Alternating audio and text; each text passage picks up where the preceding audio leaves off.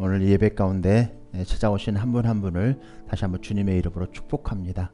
여러분들의 매였던 것들, 억눌렸던 것들, 질병 가운데 있었던 것들 우리 예수 이름 안에서 다 자유케 되시고 회복되시기를 다시 한번 주님의 이름으로 축복합니다. 12월 3일 하나님 말씀을 선포하겠습니다. 오늘 본문 말씀은 마태복음 5장 8절입니다. 우리 다 함께 일어나셔서 하나님의 말씀을 받겠습니다. 8절 한 구절이니까 우리 다 같이 한 목소리로 크게 합독하시겠습니다. 마음이 청결한 자는 복이 있나니 그들이 하나님을 볼 것이며, 여기다가 청결한 자에다가 깨끗한 자를 다시 한번 붙여서 우리 한번 다시 크게 한번 합독하시겠습니다. 마음이 깨끗한 자는 복이 있나니 그들이 하나님을 볼 것이며. 말씀의 제목을 산상수훈 7번째입니다. 성도는 두 마음을 품는 자가 아니다 라는 말씀을 여러분들에게 전할 때 각자 한 사람 한 사람 여러분들의 마음을 잘 살피시기를 축원드립니다. 모든 성경은 하나님의 감동으로 된 것으로 교훈과 책망과 또 바르게 함과 의로 교육하기에 유익하니라 라고 주님께서 말씀해 주셨습니다.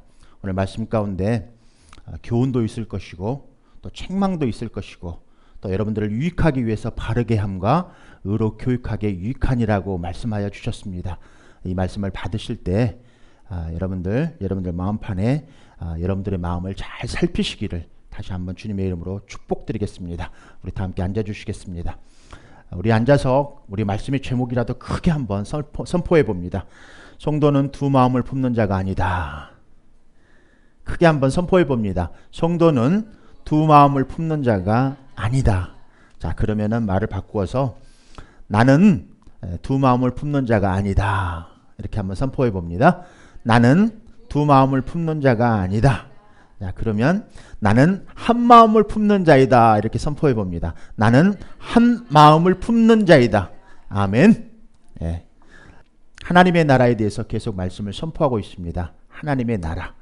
예수님이 산상수훈 또 다른 복음서에서는 평지에서 예수님께서 또 회당에서 하나님의 나라를 선포하시고 가르치시는 일을 하셨습니다.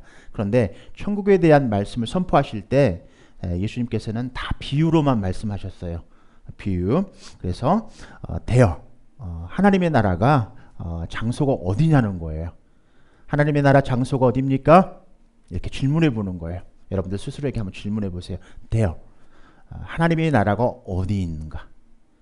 오늘 말씀을 여러분들 들으실 때 하나님의 나라가 어디 있는 것일까? 여러분들 그렇게 마음판에 한번 질문해 보셔야만 합니다. 그리고 and at the time, 하나님의 나라는 언제 임하는가? 그래서 이런 것들을 말씀을 질문해 보면서 하나님의 나라를 눈으로 볼 수 있는가라는 질문입니다. 하나님의 나라가 어디 있는가? 하나님의 나라는 언제 임하는가? 그러면 하나님은 눈으로 볼 수 있는가라는 질문을 여러분들 스스로 이렇게 한번 해보면서 성경적인 답을 한번 성경에서 찾아보기를 원합니다. 마태복음 13장을 이렇게 한번 펼쳐보겠습니다. 마태복음 성경을 찾아봅니다. 마태복음 13장입니다. 마태복음 13장, 제 성경으로 신약성경 21쪽입니다. 마태복음 13장 34절 35절입니다. 제가 봉독해드리고자 합니다.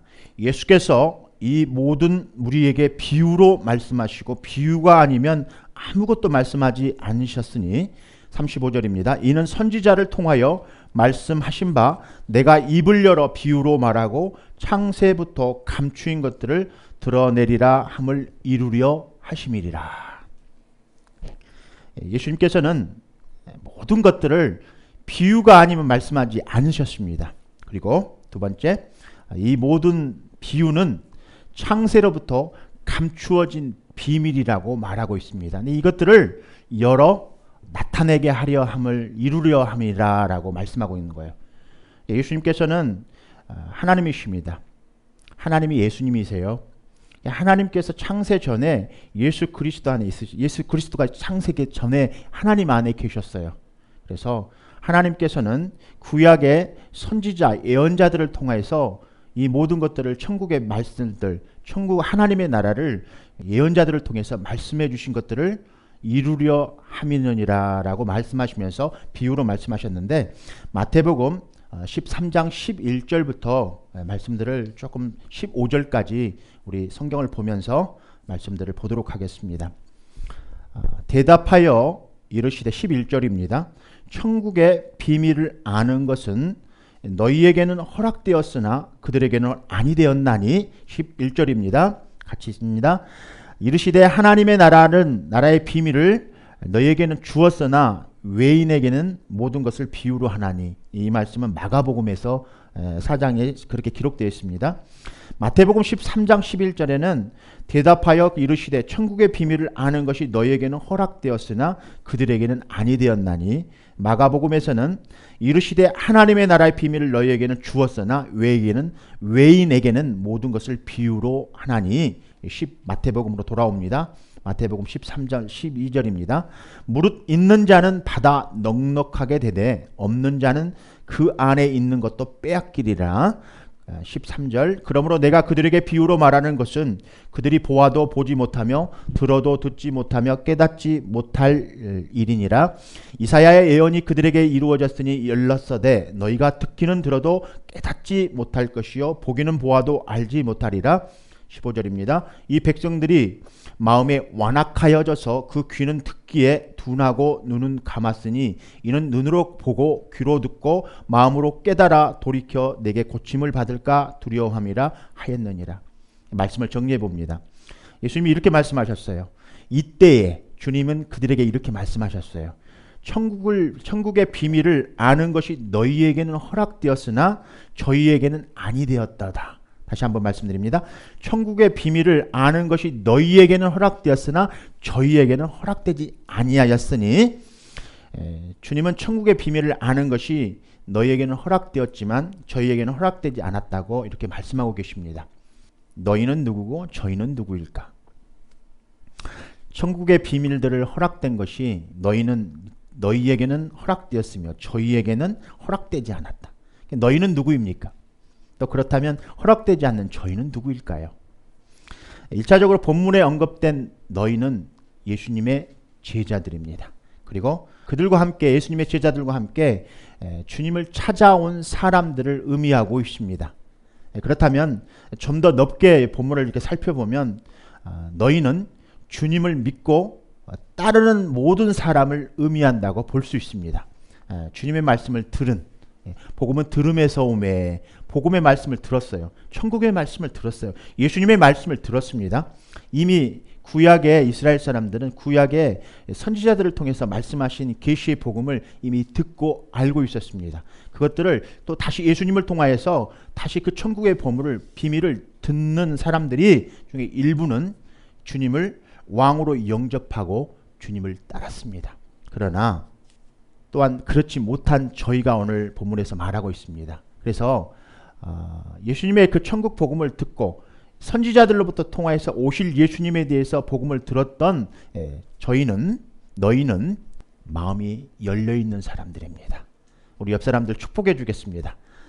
마음이 오늘 열리시기를 다시 한번 주님의 이름으로 축복합니다. 옆 사람들 축복해 줍니다. 자매님, 형제님, 마음이 열리시기를 다시 한번 주님의 이름으로 축복드립니다. 이렇게 한번 옆 사람들 축복해 주겠습니다. 마음이 열리시기를 주님의 이름으로 축복합니다. 이렇게. 그래서 천국은 이미 열려진 계시입니다. 그래서 열린 마음이 있는 사람들에게 이게 천국의 진리를 가르쳐 주기 위해서 예수님께서 비유로 사용하셨다는 거예요. 그래서 천국 진리는 주님을 거부하는 사람들에게는 닫힌 계시입니다. 그래서 우리들에게 열린 마음이 있었을 때 천국 비밀, 복음을 전할 때 우리 안에 받아들이게 되는 것이고, 닫혀 있는 사람들은 이것들을 받아들이지 않게 되는 것입니다. 그래서 많은 사람들이 예수님의 이 복음을 전할 때 배척하고 믿지 않는 사람들이 많이 있었습니다. 그들 중에 대부분 종교 지도자들이 그 가르침을 받고 많은 이적을 보고도 주님을 비난했습니다. 그리고도 또 주님께서 표적들을 보여주셨는데 어떻게 하면 저 예수님을 고소할까 이렇게 기회만 엿보고 있었던 사람들입니다.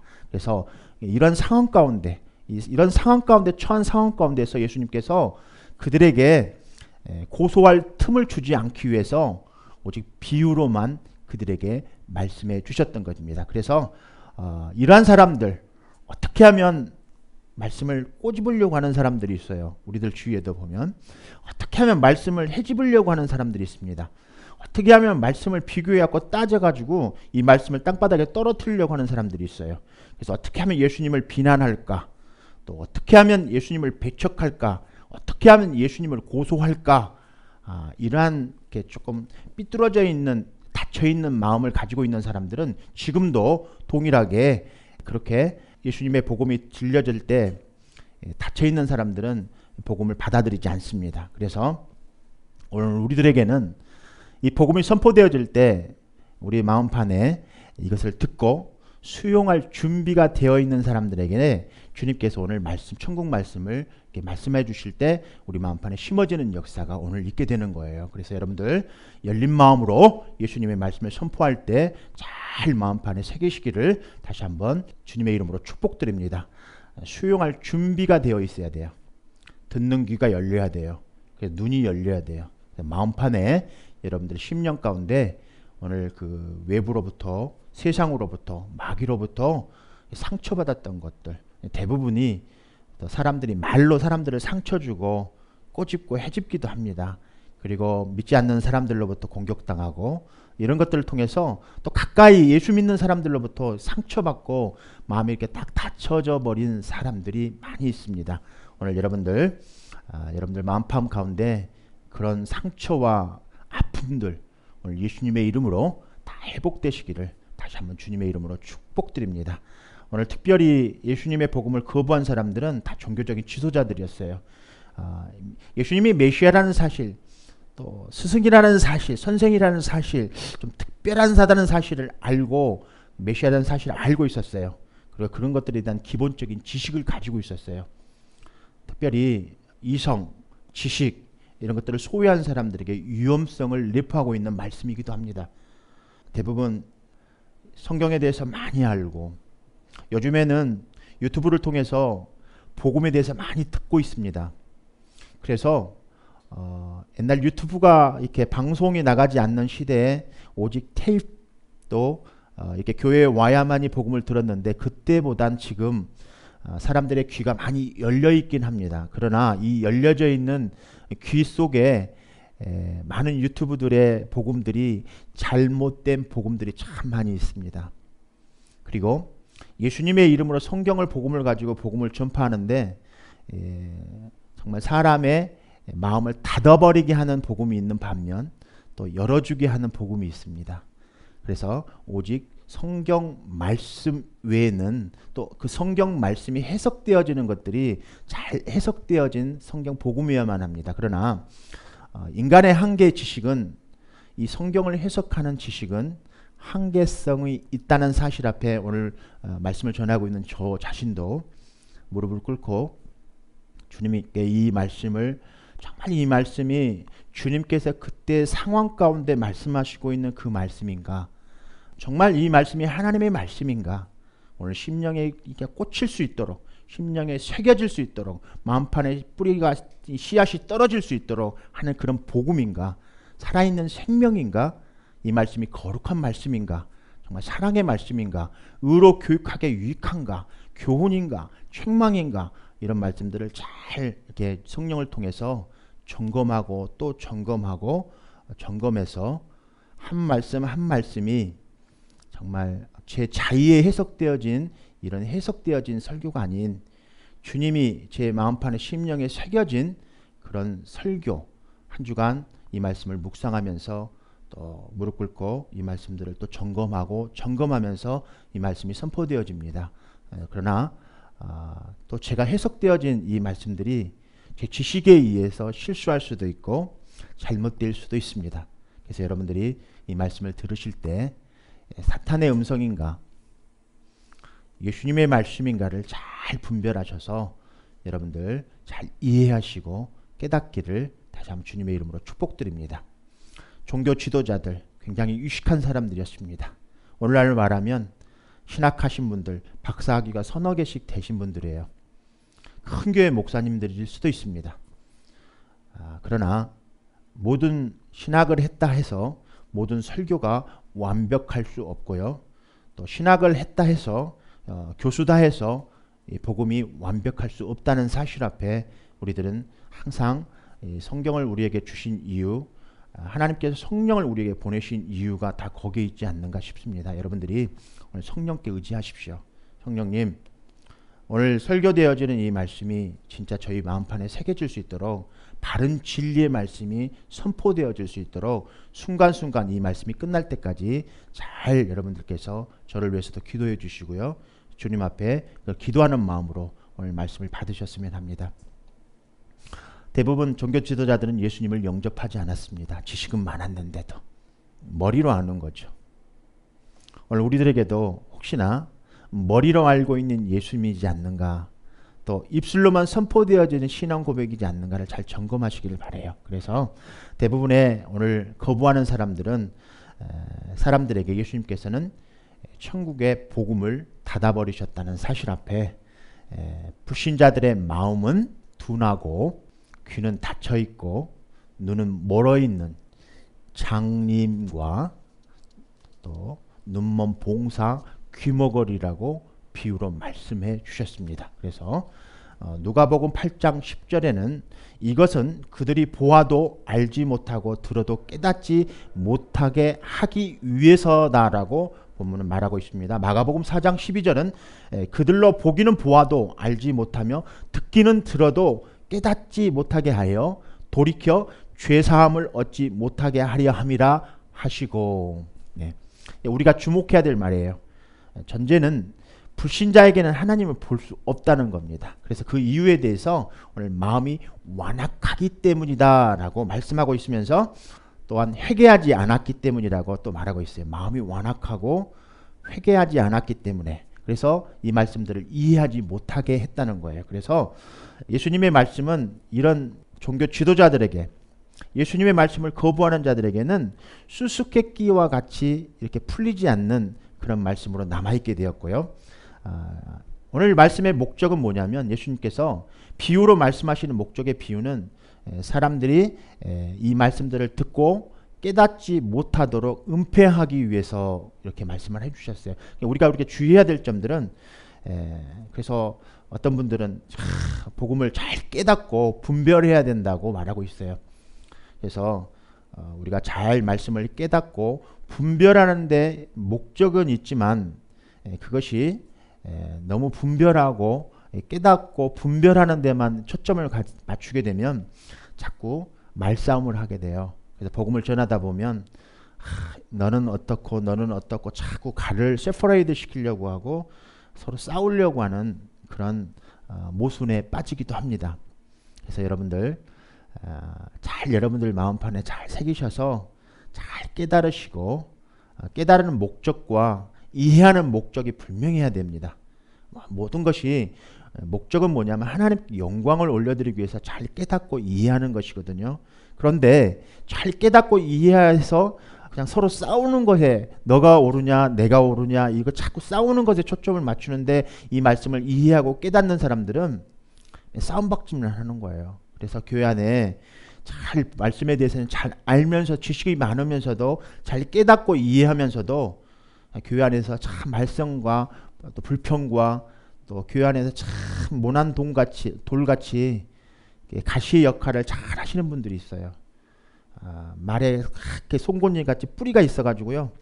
무슨 말을 할 때마다 이렇게 말로 이렇게 사람들을 휘벼 파는 사람들이 있어요. 성경 말씀을 잘 알면서도 실제 말하는 것과 말씀을 받아들여서 이해하는 것과 깨달은 것과 삶에 실천하는 부분은 전혀 다른 것들을 보게 됩니다. 여러분들 말씀을 이해하고 깨닫는 것은 다른 사람들을 분별하려고 이렇게 말씀을 이해하고 깨닫는 게 아니라 자기 자신을 자기 마음판을 잘 깨닫기 위해서 그렇게 하는 것이니까 여러분들 혹시라도 여러분들 말씀을 잘 이해하고 깨닫는 지혜가 있는 분들은 조금 조심하셔야 됩니다. 그래서 평상시 이렇게 입술을 잘 다스려야만 합니다. 여러분들 입술을 잘 다스리지 못하면 마음판에 아무리 좋은 것을 이해하고 깨달았다 할지라도 또 다른 사람들에게 상처와 아픔을 줄 수 있어요. 그래서 어떤 그 사람의 상황과 어떤 처해 있는 상황들을 잘 이해하지 못하면 복음 전할 때 우리가 낭패를 보기가 쉬워요. 그래서 예를 들어서 귀머거리에게 여러분들 복음을 한번 전해보세요. 어떤 반응이 오게 되죠? 전혀 이해하지 못하잖아요. 무반응이죠. 그런 사람들에게 왜 이해하지 못하냐, 왜 복음을 깨닫지 못하냐, 왜 예수님을 영접하지 못하냐, 왜 교회에서 봉사하지 못하냐, 왜 그렇게밖에는 행동하지 못하냐, 자꾸 이럴 걸 변론하는 것은 자기 자신에게 돌 던지는 거예요. 그래서 복음을 우리가 전하거나 우리 주위에 어떤 교회에서 감투를 쓰고 있다 할지라도 정말 주님의 말씀에 이해하고 잘 깨닫고 믿음으로 잘 순종하고 있는 사람들이 처한 상황과 상태를 잘 알아야 돼요. 귀머거리인가 눈먼 봉사인가를 잘 여러분들 보시고요.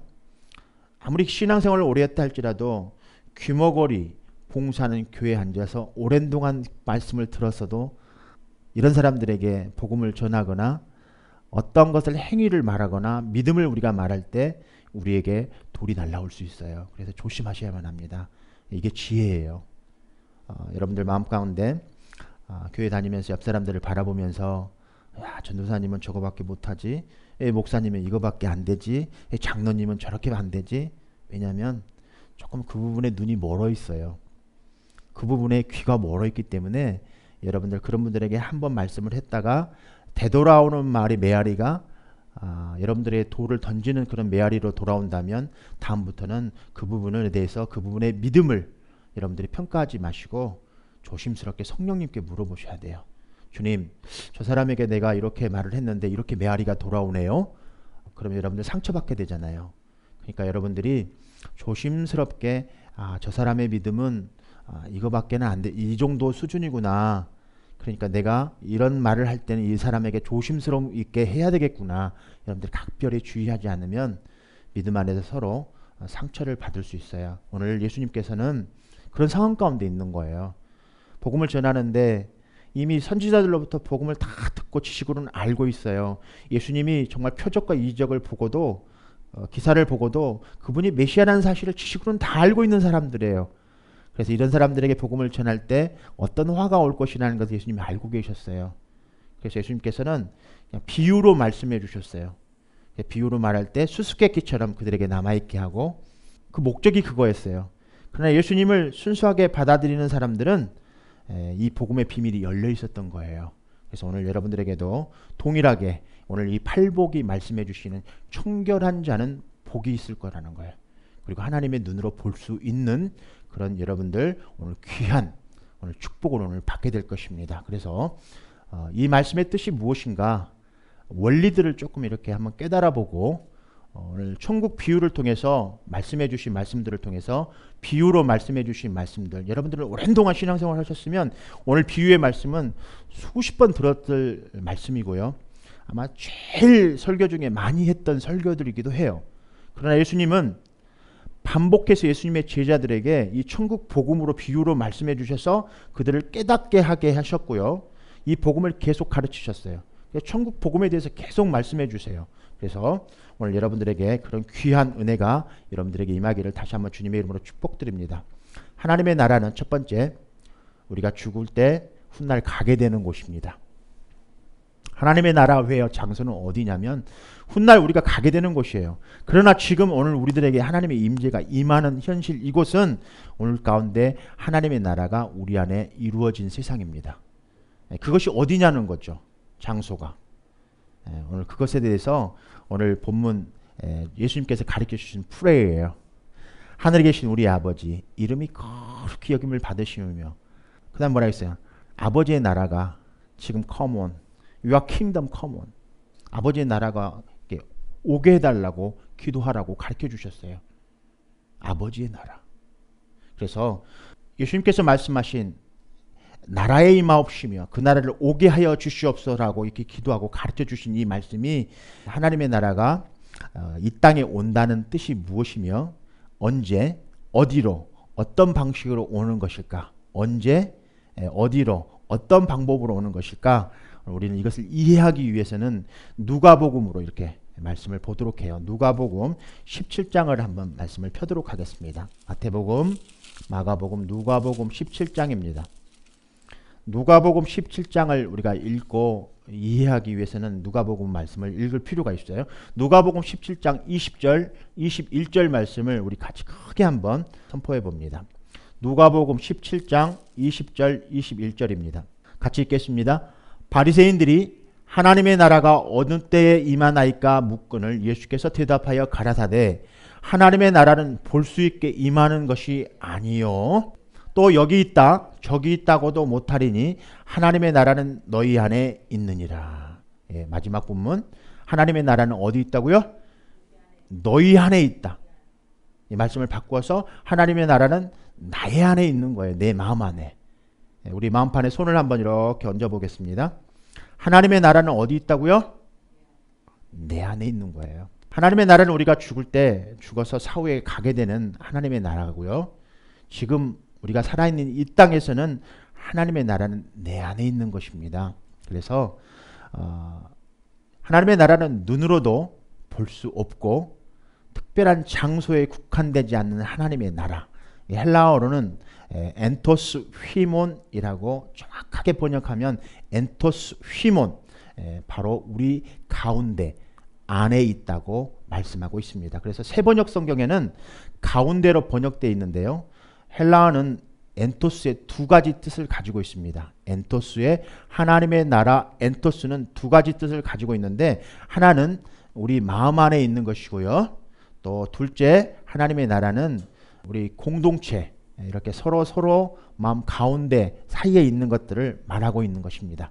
그래서 하나님의 나라가 인간의 마음에 임하든지 아니면 공동체 속에 임하는 것인지 중요한 것은 그의 나라가 우리가 생각하는 장소, 어떤 지역적인 장소 또 물질적인 개념이 아니라는 것입니다. 그래서 하나님의 나라, The Kingdom of God, 하나님의 나라는 하나님의 통치입니다. 크게 한번 선포해 봅니다. 하나님의 나라는 하나님의 통치다. 예. 하나님의 나라는 우리 마음판에 있는 것입니다. 우리 마음 안에 꼭 새겨들으십시오. 이 말씀들을 조금 부연 설명하면 하나님의 영이세요. 그러나 하나님은 눈으로 볼 수가 없어요. 근데 눈으로 볼 수 없는 하나님의 그 본체 하나님이 실제 형상의 모습으로 이 땅에 오신 거예요. 말씀이 육신이 돼서 이 땅에 오셨습니다. 그 말씀을 여러분들 믿으시기를 다시 한번 주님의 이름으로 축복드립니다. 그래서 요한복음 1장 14절에는 말씀이 육신이 되어 우리 가운데 거하심에 우리가 그의 영광을 보니 아버지의 독생자의 영광이요 은혜와 진리가 충만하더라.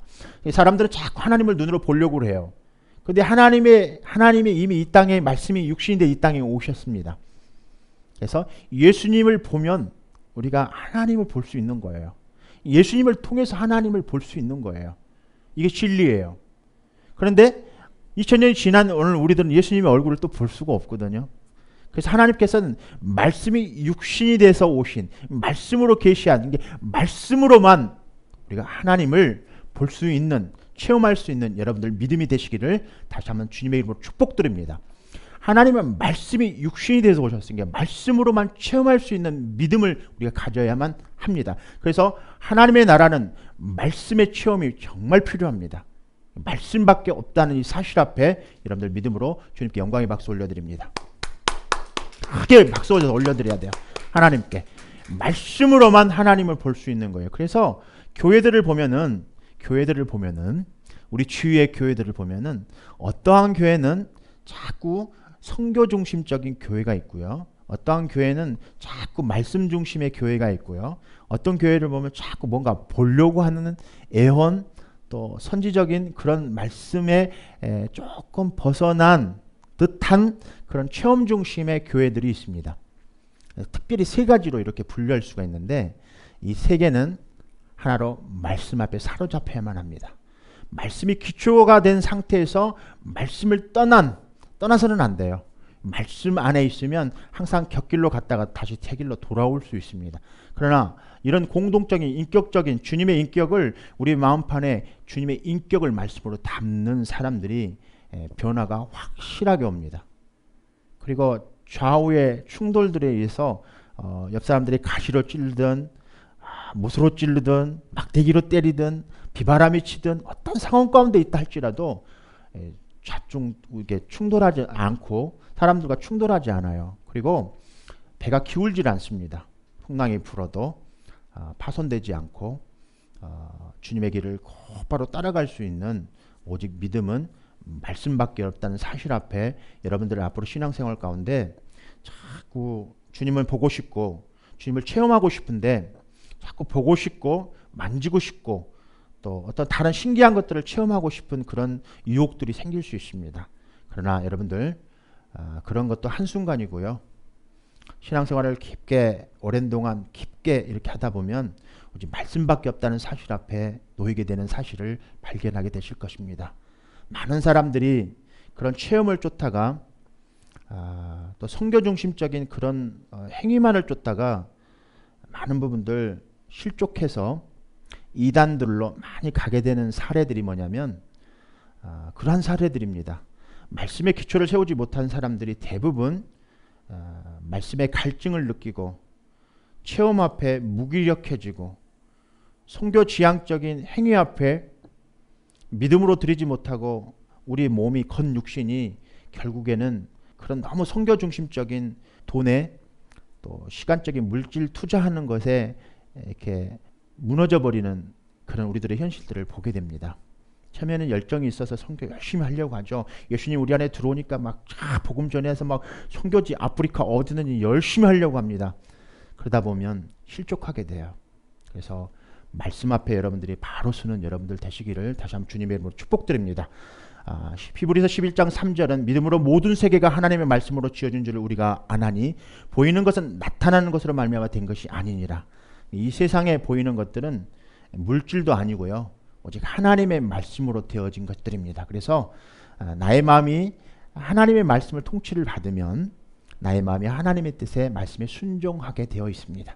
그래서 내 안에 하나님의 나라가 내 안에 임하는 것입니다. 그러나 또 내가 속한 공동체, 교회, 하나님의 통치를 받으면 하나님의 뜻에 따라 살아가며 하나님 나라에 거기 있다는 사실 앞에 여러분들 믿음으로 하나님께 영광 올려드리시기를 다시 한번 주님의 이름으로 축복드립니다.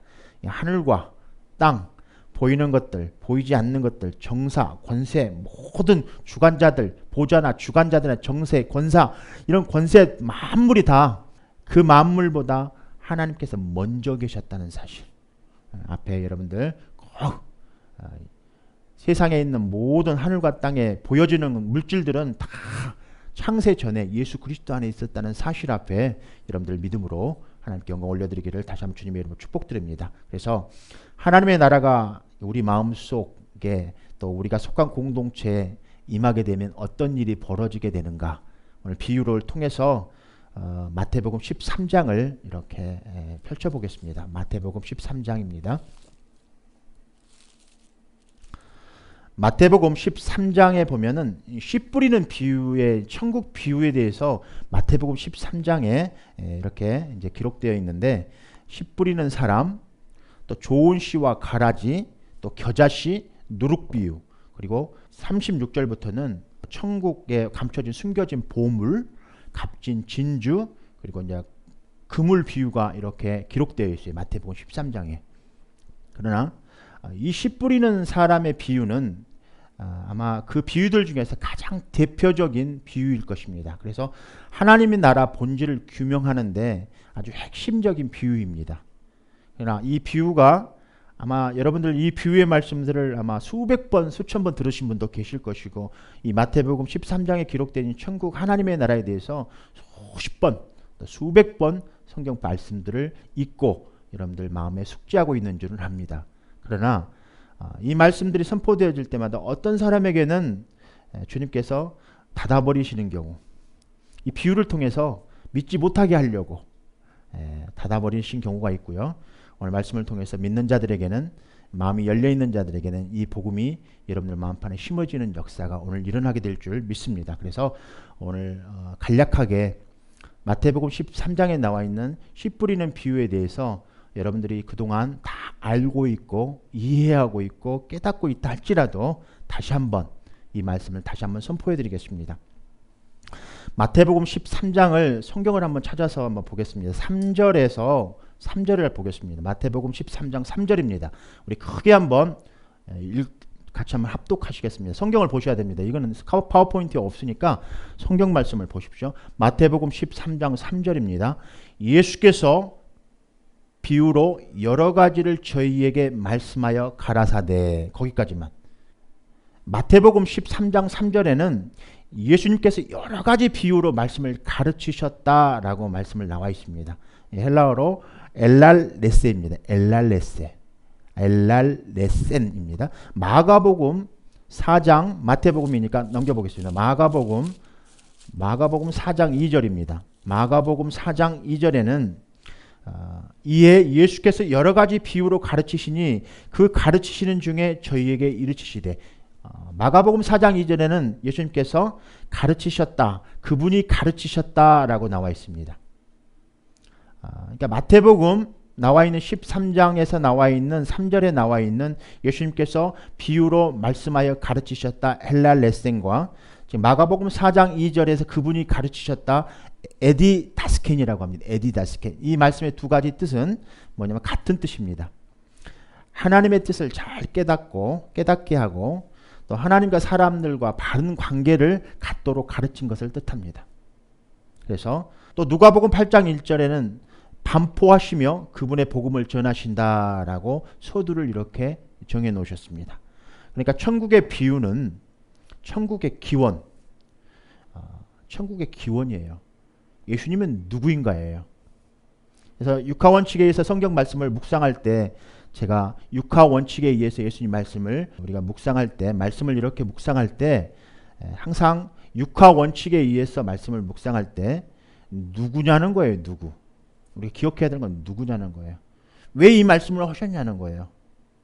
어디냐, 무엇이냐, 장소가 어디냐, 뭐 이런 것을 자꾸 가지들을 쫓다 보면 진짜 하나님께서 말씀하시고자 하는 이 복음의 묵시가, 계시가 누구냐는 걸 잃어버릴 수 있어요. 그래서 많은 사람들이 격가지를 쫓다가 신천지 이만희가 예수님이다, 통일교 문선명이가 예수님이다 이렇게 가는 거예요. 말도 안 되는 정말 지식을 가지고 있는 많은 대학생들이 그래서 학문을 대학원 박사학위까지 이렇게 공부하는 학문의 지식의 이렇게 최고점까지 오른 사람들이 신천지 이만희 씨 말을 듣고 그것이 진짜 예수님이라고 믿고 그곳으로 간다는 거예요. 중요한 사실 앞에 오늘 본문에 기록되어 있는 예수님께서 이 복음의 비유를 통해서 말씀하실 때 종교 지도자들은 이 말씀을 듣지 않아요. 믿지 않습니다. 그 예수님을 하나님이신 그 예수님을 받아들이지 않아요. 동일합니다. 오늘날도. 오늘 말씀을 듣고 있는 여러분들 중에서도 혹시 예수님이 하나님이란 사실 앞에 여러분들 믿음으로 여러분들 마음판에 새기지 않는 분들이 있을 수 있다는 거예요. 그래서 여러분들 마음판에 천국 기원, 그래서 복음을 받아들이는 사람들의 마음의 태도를 오늘 설명하고 있어요. 예수님이 누구이시며 이것을 받아들이는 사람들의 마음의 태도를 오늘 마태복음 씨 뿌리는 사람의 비유를 통해서 말씀하고 계시는데 13장 24절을 우리 한번 같이 읽도록 하겠습니다. 13장 24절입니다. 예수께서 그들 앞에 또 비유를 베풀어 가라사대 천국은 좋은 씨를 제 밭에 뿌린 사람과 같으니. 자, 다른 말들을 다 빼버리고요. 천국은 점점점점 사람과 같으니. 천국은 사람과 같으니. 예. 그러니까 하나님과 사람들, 또 예수님과 우리와의 관계를 나타내는 아주 중요한 말입니다. 천국은 뭐뭐와 사람과 같으니. 그래서 13장 3절부터 씨 뿌리는 자의 비유가 쭉 나오는데 13장 3절을 이렇게 보겠습니다. 예수께서 비유로 여러 가지를 저희에게 말씀하여 가라사대, 이제 예수님께서 잘 깨닫게 하시려고 천국 복음을 우리들에게 말씀하시는데 씨를 뿌리는 자가 뿌리러 나가서 비유예요. 비유. 그러니까 비유니까 잘 여러분들 이해하셔야만 합니다.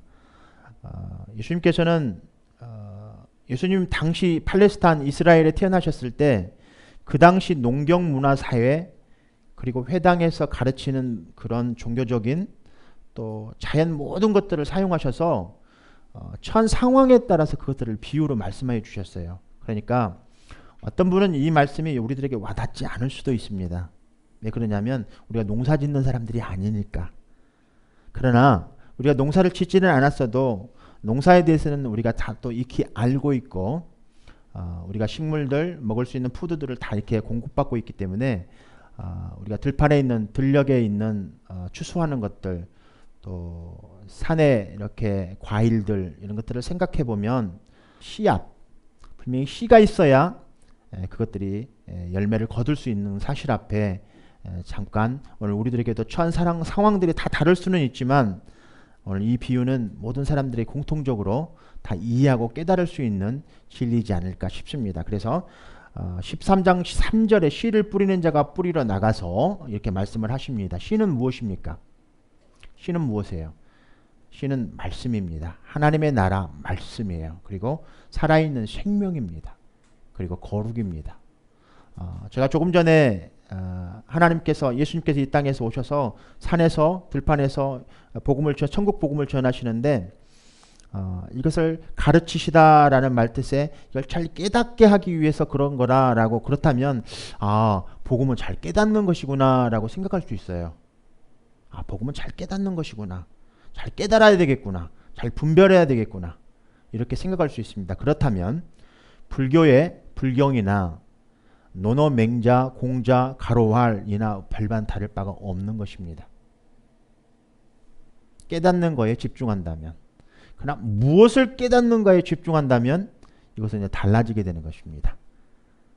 무엇을 깨닫는가에 따라서 그래서 불경을 깨닫고 사람이 의로워짐으로써 천국에 들어갈 수 있다라는 복음을 제시하는 것과 오직 예수 그리스도를 믿음으로 천국에 가는 것과는 깨닫는 것이 차원이 달라지는 것입니다. 왜냐하면 예수는 누구이신가? 그분 앞에 우리는 천국의 비밀을 깨닫는 것에 우리는 완전히 불경을 깨닫는 사람과 돌을 닦는 사람들과 우리는 예수님의 복음을 깨닫는 사람과는 분명히 시작점 자체부터가 다른 것입니다. 그래서 자꾸 무엇을 깨닫는 거에 분별하는 거에 이해하는 거에 초점을 갖는 것은 중요하지만 무엇을 깨닫는가 누구를 깨닫는가 왜 이것을 깨달아야 되는가에 따라서 깨닫는다면 우리는 어디를 가는가에 따라서 가는 것이 결정지어지게 되는 거예요. 그러나 많은 깨닫는 진리들은 어디를 가는 거에 대해서는 결정이 나지 않습니다.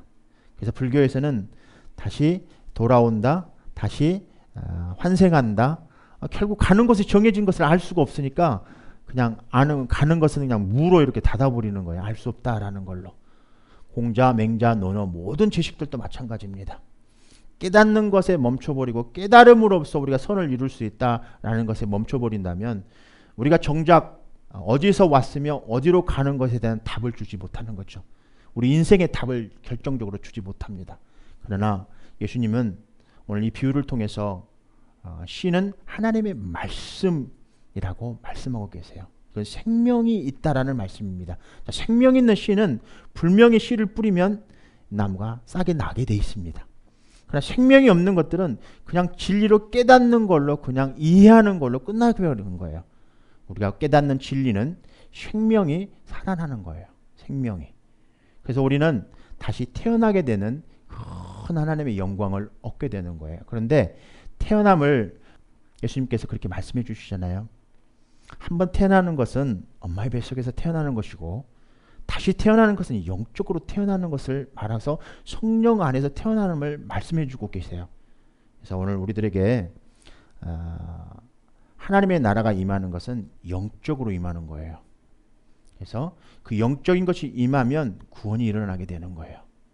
예수님을 내 안에 모셔드리는 것은 사람이 내 안에 들어올 수는 없잖아요. 그래서 하나님의 통치가, 하나님의 말씀이, 예수님이 하나님이시기 때문에 그분이 내 안에 들어오시는 거예요. 그분이 내 안에 들어오시면 하나님의 세상의 모든 만물들이 창조되기 전에 계셨던 분이고, 모든 보이는 것들이나 보이지 않는 것들은 다 하나님께 창조하신 것들이에요. 그래서 예수님이 우리 안에 들어오시면 모든 것들이 다 창조되는 그런 새롭게 되는 역사가 오늘 우리에게 일어나는데, 여러분들의 영혼이 새롭게 됨을 오늘 입게 될 것입니다. 오늘 그렇게 되시기를 다시 한번 주님의 이름으로 축복드립니다. 씨를 뿌리는 자가 누구인가 이제 중요합니다. 예수님이에요. 또 구약의 복음 전하는 선지자들이었습니다.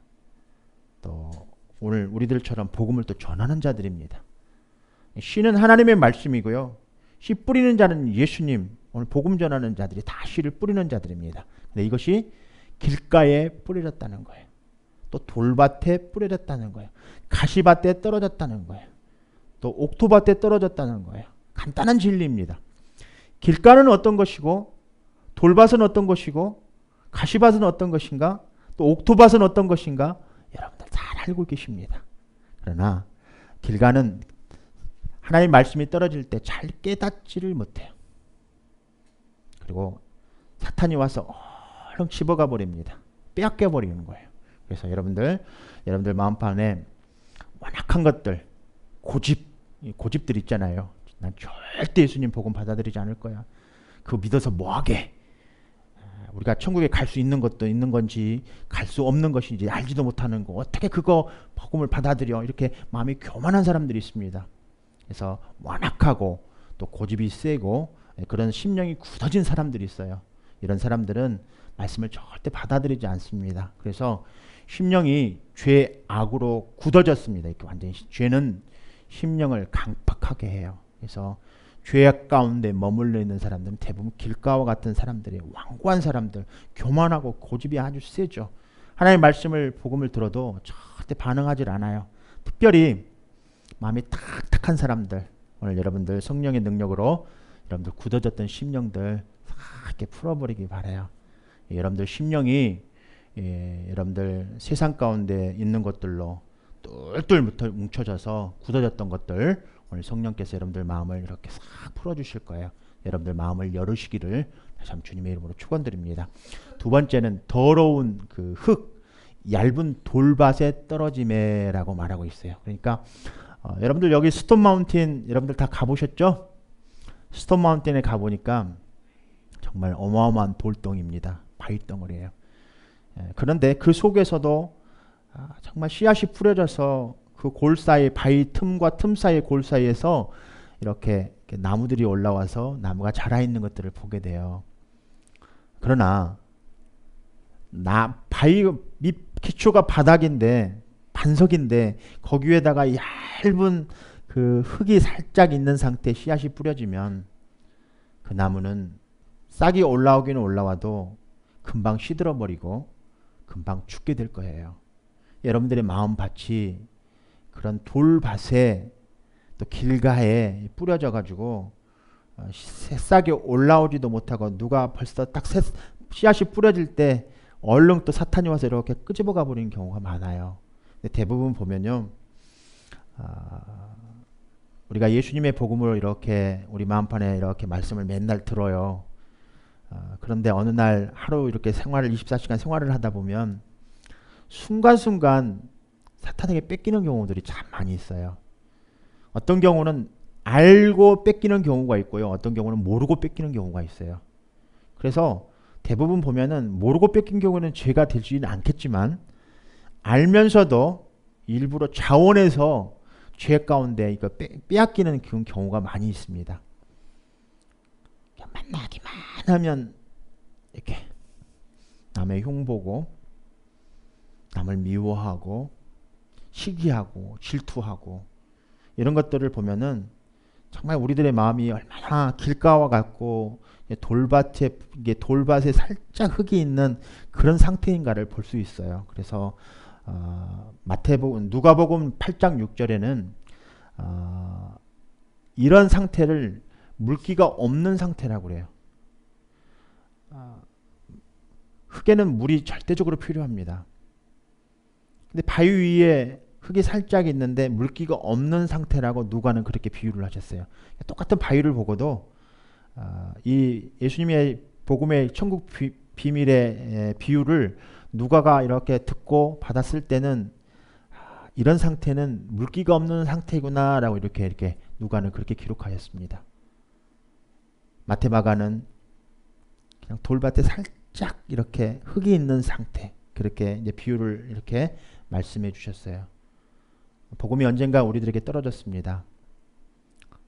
마트에 가서도 복음을 듣고 직장에 가서도 복음을 듣고 부모로부터 복음을 들었어요. 언젠가는. 그런데 이 복음들이 어느 날 금방 우리 안에 있는 것 같았는데 어느 날 빼앗겼던 것들을 많이 보게 돼요.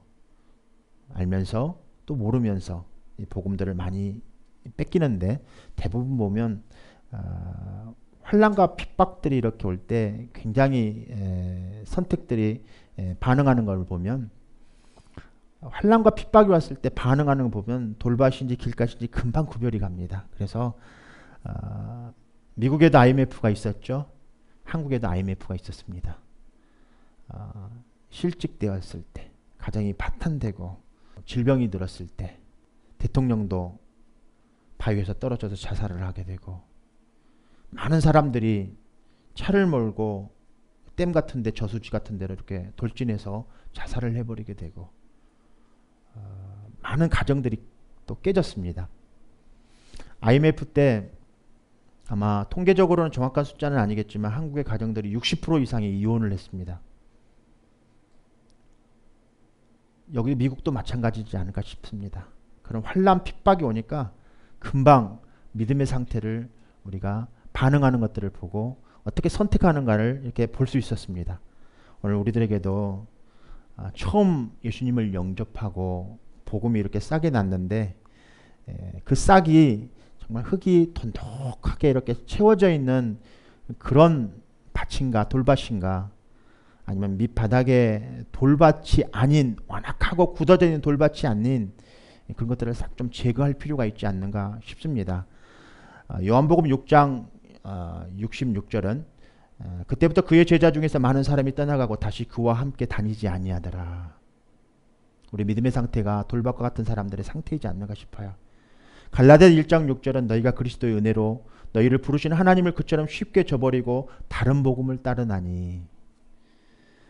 갈라디아 5장 7절은 전에는 너희가 신앙생활을 잘했다. 그런데 누가 너희를 가로막아 진리를 순종하지 못하게 했다고 말하고 있어요. 우리가 육적으로도 먹고 살려면 음식을 잘 먹어야 됩니다. 그러나 영적으로도 이 말씀을 잘 먹지 않으면 이런 일이 발생되는 거예요. 그래서 여러분들 매일매일 나는 복음을 잘 받고 깨달아서 예수 안에 확실히 있는 거야 라고 여러분들 신앙을 굳건하게 그렇게 선포하신다면 진짜 매일매일 말씀에서 떠나지 마셔야만 합니다. 매일 말씀을 새롭게 먹으셔야 돼요. 과거에 많이 먹었으니까 그렇게 생각하지 말고 그런 교만한 자들 그런 되지 마시고 겸손하게 또 오늘도 이 말씀이 나에게 새롭게 매일 말씀을 이렇게 먹으시기를 다시 한번 주님의 이름으로 축복드려요. 내가 다니는 교회가 커서, 내가 다니는 교회 목사님은 훌륭해서, 내가 다니는 교회는 막 부흥되고 있으니까 그런 곳에 있으면 저절로 신앙이 자라는 거 아니에요.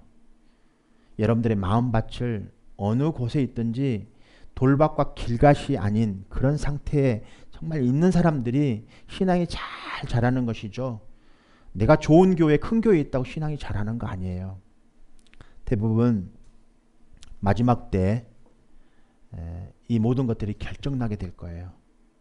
내가 어느 큰 교회에 소속되어 있어서, 내가 어느 큰 교회에 소속된 목사여서 천국에 가는 게 아니고요. 나는 우리 교회가 장로교회에서 천국에 가는 게 아니고 감리교회에서 천국에 가는 게 아니고요. 내가 속해 있는 것은 그리스도 아니어야만 합니다. 여러분들의 생각 가운데 잘못되어 있는 신앙관들, 특별히 미국에 와보니까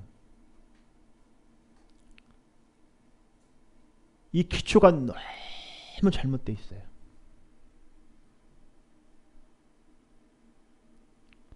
이 신앙의 기초가, 오늘 씨 뿌리는 비유의 이 기초가, 이 기초조차도 잘 알지 못하고 교회 다니는 사람들이 너무 많아요. 그냥 언젠가 한국에서 들었던 그 복음이 그대로 그 상태에서 멈춰버린 것 같아요. 어떤 사람은 길가와 같고 어떤 사람은 돌밭과 같고 어떤 사람은 가시과 같은 거예요. 자라질 않는 거예요. 다들. 그냥 그대로 멈춰 있습니다. 그래서 그대로 멈춰진 상태에서 그 사람들이 영혼을 이렇게 영혼을 바라보면 어떤 사람들은 메말라 있는 사람이 있고 어떤 사람은 죽지 못해 거기서 간신히 버티고 있는 사람이 있고요. 어떤 사람들은 정말 이미 사탄이 다 뺏어가 버려가지고 남아있는 씨가 한 개도 없는 거예요. 여러분들 삶 속에 정말 가시밭인가 돌밭인가 길가에 떨어져 있는가 잘 이렇게 생각해 보셔야 돼요. 특별히 이 가시밭은 밭은 좋은데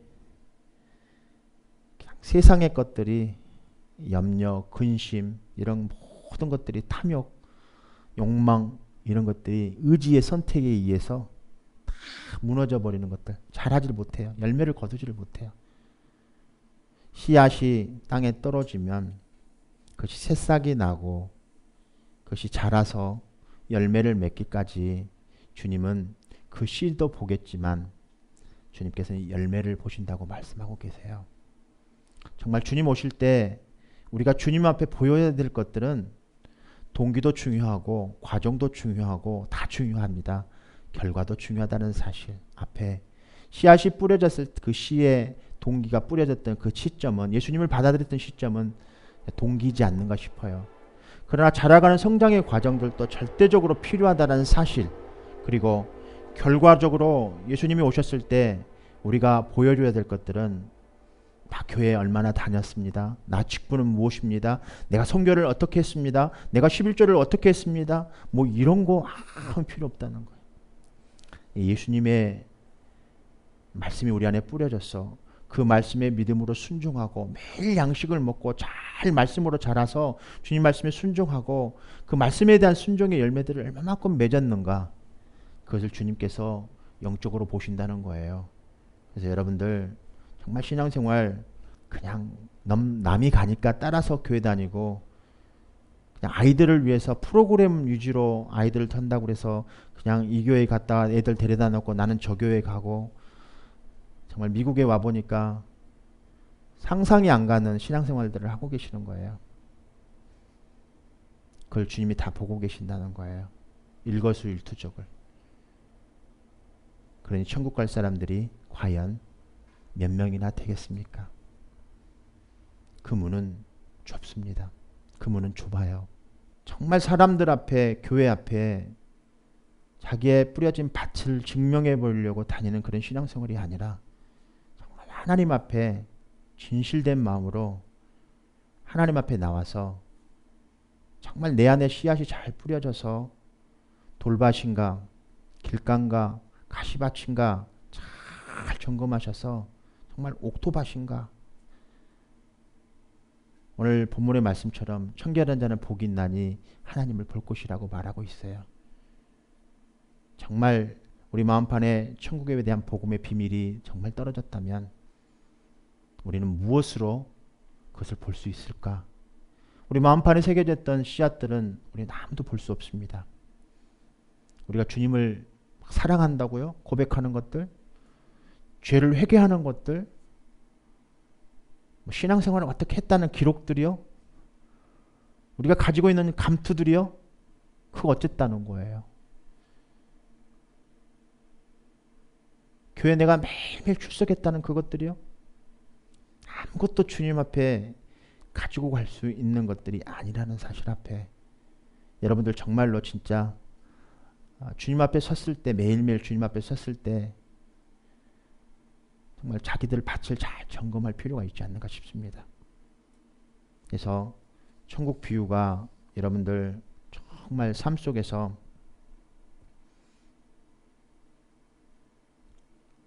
로마서에 기록되어 있는 바울의 말씀처럼 사람이 마음으로 믿어. 사람이 마음으로 믿어. 믿음이 없으면 하나님의 말씀을 받을 수가 없습니다. 그래서 여러분들 성령님께 자꾸 간구하셔야 돼요. 주님, 믿음으로 이 말씀을 받게 해달라고. 그래서 어느 곳에 서 있든지, 교회가 없어지든 우리가 예배 드릴 수 있는 처소가 없어지든 어떤 상황 가운데 있을든지 우리 예배하는 자로, 이 땅을 다스리는 자로 하나님 앞에 그렇게 세워진 자들입니다. 그래서 여러분들 삶 속에서 정말 주님과 교제하는 것은 영적인 교제예요. 그 영적인 것들은 어떻게 우리 삶 속에 드러나게 되냐면요. 궁금하잖아요. 내 마음 안에 천국이 이루어졌는데, 주님을 영적으로 만나서 영적인 천국이 내 안에 이루어졌는데, 내 안에서 이루어지는 기본적인 회복되는 것들이 세 가지가 있더라고요. 그래서 그 회복되어지는 것들을 보면은 대부분 보면 첫 번째로 죄에서 자유하게 돼요. 의로워집니다. 그 기쁨이 넘쳐나게 돼요. 평화가 우리 안에 임하게 되는 거예요. 혹시 여러분들 삶 속에 천국이 내 안에 임했는데 뭐 돌밭인지 가시밭인지 길가인지는 구별할 수는 없지만, 옥토밭인지 구별할 수 없지만 좀 구별되어지는 것은 여러분들의 평강이, 의가, 평화가, 기쁨이 여러분들 안에 진짜 나타나고 있다면 정말 천국이 임해 있는 거예요. 그래서 여러분들 안에 정말 육체로 드러나는 것들은 간단해요. 저는 신앙생활을 이렇게 하면서 하나님의 나라가 내 안에 임했는데 그것이 정말 뭘까? 정말 드러나는, 육체로 드러나는 것이 뭘까? 한번 생각해 봤어요. 혹시 그것이 선교라고 생각하십니까? 혹시 여러분들 그것이 봉사라고 생각하십니까? 성경에서는 하나님의 영이 우리 안에 임하고, 우리 마음 안에 천국이 임하고, 그 천국이 임한 그 영적인 하나님의 영이 우리 안에 임하면 그 영적인 것과 하나님의 영과 사람의 영이 만난 곳이 우리 마음이라면, 그곳에 일어나는 육체적인 증거는 대부분 우리 언어로 표현됩니다. 성경은 그렇게 기록하고 있어요. 그래서 여러분들이 하나님의 영이 임했는데 우리 마음판에 새겨진 그 하나님의 영이 육체로 드러나는 것은 다 방언이에요. 그래서 고린도전서 14장 14절을 보니까, 내가 만일 방언으로 기도하면 나의 영이 기도하거니와 나의 마음은 열매를 맺지 못하느니라. 성령이 우리 안에 임하면 하나님 나라가 임하는 것입니다. 그것이 육체로 드러나는 것은 우리들의 입술에 방언으로 나타나게 되어 있어요. 어떤 분은 이런 설교하면 방언은 마귀가 주는 것이다, 뭐 별소리들을 다 할 수 있어요. 성경의 지식을 가지고 있는 모든 사람들이 그렇게 얘기할 수 있어요. 성경의 계시를 통해서 말씀을 주셨는데 말씀으로만 기도해야 되지 라고 말하고 있는 사람들이 있어요. 자, 그러면 여러분들 말씀으로 기도 한번 1시간 동안 해보십시오. 얼마만큼 자유로워질고 영적으로 자유로워질 수 있는가. 그러나 주님과 정말 영의 대화를 이렇게 함으로써 여러분들이 정말 심령이 자유로워지는 그런 것들을 경험할 수 있을 겁니다. 이거는 본인이 직접 성령을 통해서 영으로 주님과 방언을 통해서 교제하는 교제의 체험이 있는 분들은 말할 수 없는 기쁨과 감사가 옵니다. 말씀으로 교제하고 기도하는 것들도 필요하죠. 그러나 그것들은 그것이 아니다, 뭐 이것이 옳다, 뭐 이거를 얘기하려고 그런 게 아니고요. 진짜 주님과의 교제가 이루어지면 영으로밖에는 교제할 수 없게 돼요. 우리가 육체적인 지식으로 교제하는 것들은 말씀에 나와 있는 언어적인 유의들입니다. 그러나 영은 영이 알아요. 우리 마음의 마음을. 우리가 영혼 방언을 통해서 하나님께 올려드리면 하나님이 그 말씀을 다 우리 마음을 알고 계신다는 거예요. 굳이 우리가 육체적인 언어들을 통해서 말할 필요가 없는 거예요. 영으로 그냥 교제하는 거예요, 하나님과. 그럼 얼마나 자유롭고요, 주님 안에서 기쁨과 감사와 평강을 주는지 모릅니다. 여러분들 마음 안에 여러분들 옛것을 다 벗어버리고요, 새 것을 입으십시오. 그리고 주님 안에 거하십시오. 주님 안에 거하게 되면 주님의 영과 여러분들의 영이 만나는 이곳에서 자유로움은 여러분들의 입술을 통해서 고백되어지는 방언 기도를 통해서 여러분들 굉장한 기쁨을 누리게 되실 거예요. 오늘 이 말씀을 전하면 그거 아니야. 나는 방언 못하니까 그거 아니야. 방언을 안 하려고 해서 안 하는 거예요. 그냥 입술만 내어드려 보십시오. 기도하실 때 입술만 내어주면 주님께 순종하십시오. 믿음으로. 입술만 내어주면 이것이 다다다가 됐든 드드드가 됐든 뭐가 됐든 그게 중요하지 않아요. 그냥 입술만 열어주세요. 그러면 여기 안에서 심령이 여러분들의 억울함, 분노, 두려운 것들 다 그냥 다 나오게 돼요. 그러면은 여러분들의 의식은 알고 있어요. 그거를. 무엇을 내가 말하고 있는지. 그러나 말은 그냥 언어가 한국 언어가 아닐 뿐이에요. 영어가 아닐 뿐이에요. 한번 여러분들 우리 한번 크게 한번 여러분들 한글말에 가가 있습니다. 가를 한번 가가가가를 한번 해보십시오. 한번 해볼까요? 가가가가가 한번 해보십시오. 언어가 아니죠. 가가가가가가. 자, 그러면 가다 할 때 다를 한번 해볼까요? 다다다다를 한번 해보십시오. 크게 한번 선포해 보십시오. 다다다다다다다. 이거 방 가리키는 거 아니에요. 한번 해보세요. 다다다다다 한번 해보십시오. 한번 해보세요. 다다다다다다. 그 여러분들 마음 안에 주님을 생각하는 마음을 한번 가져보세요.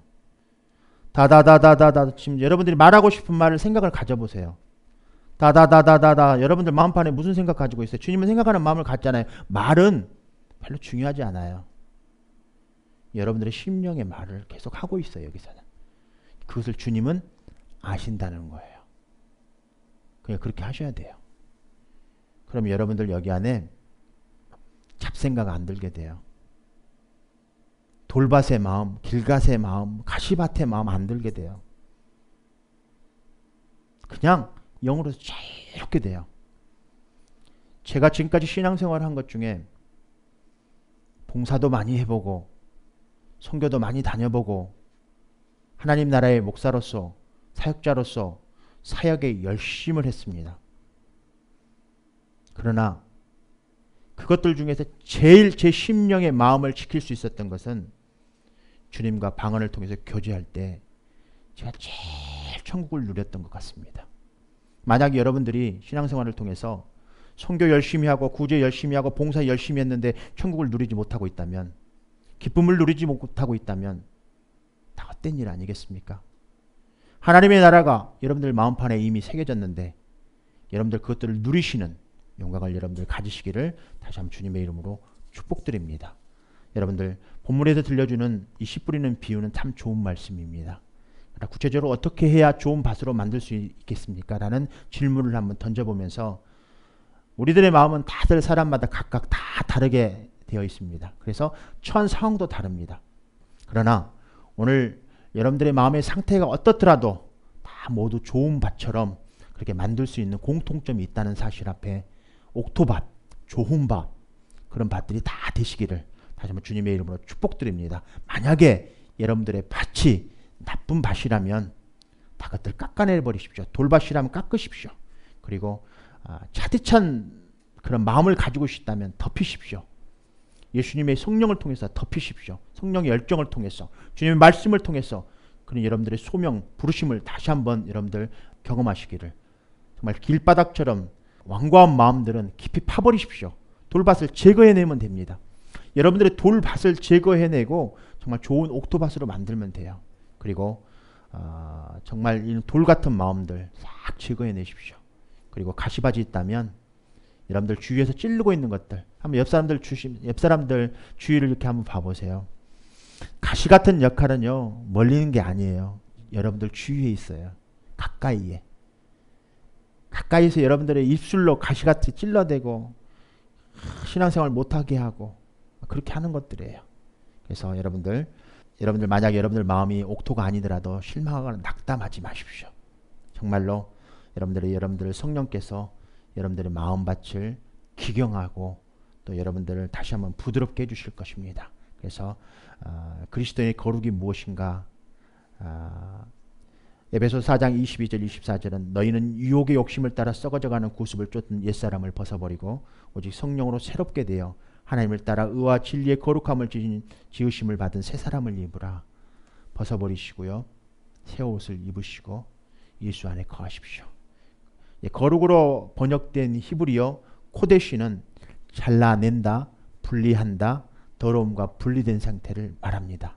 오늘 마음이 청결한 자는 복이 있나니 저희들이 하나님을 볼 것이며 여러분들은 거룩한 그리스도인들입니다. 돌밭들 다 잘라내십시오. 가시밭 것 다 제거해 버리십시오. 그리고 길가에 있는 것들도 다 제거해 버리시고 여러분들 옥토로 오늘 성령께서 기경해 주실 때 여러분들은 깨끗한 자로서 주님을 볼 수 있는 그런 거룩한 성도들이 되실 줄 믿사오며 여러분들 마음판에 다시 한번 이 씨 뿌리는 비유가 한 주간 동안 묵상이 되게 하시고 여러분들의 마음판을 잘 분별하시고 새기셔서 하나님의 말씀은 교훈과 감동으로 된 것으로 교훈과 책망과 바르게 함과 의로 교육하기에 유익하니라는 이 말씀 앞에 여러분들 꼭 한 주간 동안 여러분들의 마음판을 잘 분별하시어 잘 이 말씀들을 깨닫고 주님을 잘 따르시는 여러분들 되시기를 다시 한번 주님의 이름으로 축복드리면서 여러분들은 두 마음을 품는 자가 절대 아닙니다. 꼭 예수님을 따르는 한 마음을 품는 자들입니다.